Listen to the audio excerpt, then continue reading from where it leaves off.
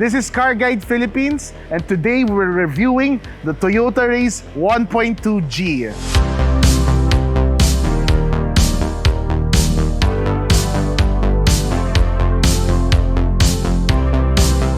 Hey guys, I'm Nix, and if you're watching Car Guide Philippines on YouTube, consider subscribing, and if you're watching this on Facebook, consider liking the Facebook page. For more written reviews, you can check www.CarGuide.PH. Now with all that out of the way, let us review the Toyota Raize 1.2G. This is the top of the line if you're looking at the 1.2-liter engine. And for those who want the turbocharged engine, there's actually a 1.0-liter turbocharged engine of this model. But between the two, most of the trims that the Toyota Raize will come with this engine, which is a 1.2-liter gasoline engine, which has a CVT transmission. Unlike other cars that are regular CVTs, wherein it's a pulley system basically, this one actually has a physical gear as the last gear, which means that when you're cruising on the highway, this car is actually more efficient. The Toyota Raize visually, some will like it, some won't like it. Some find it too angular. Me personally, I like the JDM look of it. It looks so sharp, so futuristic. It's something you'd probably see somewhere in Japan, that kind of a look. And then, nice front grille over here. You have LED headlights over here with nice day running lights. For the tires, you have a 205/65R16. On a subcompact, those are pretty good set of wheels. So as you can see here, there's this nice cladding over here which gives it that SUV feel. And it also protects, if there's like debris that flies, it sort of protects the car from the, for the paint. And with the G variant, you get this two-tone scheme. So you have a black top, black side mirrors, and then the body color. I'm now inside the Toyota Raize 1.2G. I'm a 6-foot guy, and as you can see, there's still a lot of headroom. And for the shorter people, don't worry, because you can actually adjust the seat to go higher. So if you want, that setting. It's manual settings for the front and back. And then when it comes to the steering wheel, it is tilt, not telescopic, so just tilt. With the 1.2E variant, you'll be getting the usual instrument gauge cluster. But for the 1.2G, like this unit over here, you get a 7-inch TFT multi-information display. Here a bit on the right, you have the speed and the fuel gauge and some of the warning signs over here. So with that 7-inch TFT display, there are different settings that you can look at. So you can look at your fuel efficiency, your range, clock, information of what music you're playing, warnings, settings. For a subcompact SUV, I have to say the TFT display is really clear. The pixel density is nice. I think it's a fantastic display, especially considering at its price point. The top-of-the-line version gets a 9-inch infotainment system. This one, on the other hand, whether it's the 1.2G or the 1.2E, you get an 8-inch infotainment system. So it's simple and it's smaller, but at its price bracket, it's actually a good infotainment system. And then I also like it comes with Android Auto and Apple CarPlay. The thing that I am not a fan of is the USB port to connect your phone is like right here at the screen. I would have loved it if they had it down here instead, so that there's less dangling wires. On the plus side, you get a charging port over here. So if your passenger forgot to bring their charger, you can actually charge using this. It's a 2.1 amp charger. You have cloth seats over here. And then I like the position of the armrest. It's not too high. So if you're driving, it doesn't, your elbow doesn't get hit majority of the time. Other than that, you have a nice amount of room over here.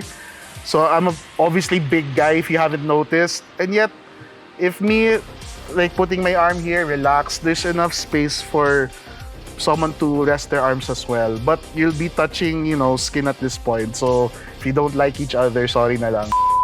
Okay, one thing I do like, if you can see from the outside, the door almost opens at a 90-degree angle. It's around maybe 85 degrees, so it's actually easy to enter. And now the big test, does a 6-foot guy have enough room on the Toyota Raize? And the answer is yes. The driving position of this seat is based on my driving position, so that's a lot of space used. And as you can see, I have leg room with around 2 inches to spare. And then as you can see, I have around 4 inches left of headroom. And then shoulder room. Let me put it this way. If they say that this is good for 5 people, I hope they're not 5 of me. There's no charging port, no aircon vent here. It's bare. And then you have no armrest over here. Compared to the other compact SUVs in the market, you have little bits of here and there. The Toyota Raize, it is bare in that department. But in terms of cushioning, of seat space, I think it's excellent. If you thought the front was good looking, look at the rear. It has this nice futuristic JDM look, especially with these LED tail lights that's connected with this black piano finish bar over here. So as much as the rear looks fantastic, I'm sure you're really curious about the trunk of the car. So let's open it up. And as you can see, it has this privacy cover over here, which one thing I like about it is like you can fold it like so. Ta-da! Let's show how much space it has. Gym bag, yoga mat, backpack of a nomad. Because of the depth, there's still so much space to play with. You can put luggage, you can put, I don't know, a cooler and backpacks. The car looks small, but when it comes to trunk space, it's actually more than enough for most people. Just have to get creative. And if it's too small, get a bigger car, I'm sorry. So this can actually turn into a flatbed. Let me demonstrate. This spare tire cover, you can actually put it up here. So right off the gate, you can see it's a flatbed. And then you can fold this, and you have a flatbed configuration over here. And that's what I love about the Toyota Raize. When it comes to configuration of the trunk space, there's like a good amount of possibilities, which makes it very versatile. This is the driving impression of the Toyota Raize 1.2G. So the rear view camera of the Toyota Raize 1.2G, the displays, it'll suffice. I mean, it tells you what you need to know. There are no dynamic lines. But at least you can see the back. And as a bonus, there's actually sensors. So if you're backing up and then there's an object nearby, it'll start to beep. So at least having both the sensor and the camera working hand in hand, you have all the advantage you need when it comes to parking. What I like about the steering, when you're at 0 to moving at slow speed, the steering's really light. It's very nimble. What's nice about light steering is that it means that when you're driving around the city, it's going to be a very comfortable experience because you're not putting that much effort to have the car move.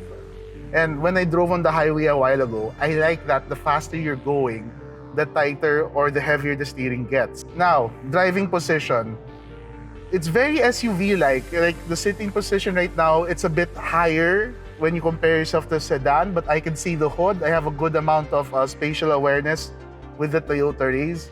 And that's where, in fairness, some may say this is a crossover, and some might even call it a car because it's a small vehicle, but I can see the SUV qualities to it in terms of driving. So on paper, the 1.2-liter naturally aspirated gasoline engine sounds small. But in practice, I think it's actually more than enough. And then when you add to the fact that it uses a dual-mode CVT, when you're driving on smaller roads, it's actually responsive. For those who want a little bit more oomph, you can actually press the power button over here. From what I can feel, it doesn't add more power, but it makes it more responsive. The Toyota Raize as a whole, it delivers a really enjoyable driving experience. So it's not just like a plain practical car where you have to make compromises on how it feels. It actually feels good. And with the varying price ranges of the Toyota Raize, so you have a 1 million plus variant that has a 1-liter turbo, and then you have the top of the line 1.2G, which is the unit you see right here, has a lot of quality of life stuff. And for those who don't need all that quality of life stuff, they just need enough, like the 8-inch infotainment system, just a regular instrument cluster. You have the E variant. And if you want to go even cheaper than that, there is a manual version of that. So Toyota, gives you an excellent platform at various price ranges. And I think they're actually all excellent. If you ask my opinion, I think among all the Toyota Raizes, the most bang for buck might actually be the 1.2E. But if this is going to be your first and only car, you might want to consider this, the 1.2G. But if it's going to be your second car, the 1.2E actually makes a strong case. Who is this car for? The Toyota Raize 1.2G is a subcompact SUV that really checks all the boxes of everything that you probably need this year, 2023 and beyond. It has a good amount of driver and passenger space. For the rear passengers, you get a lot of legroom and headroom considering its size, and a reasonable cargo space.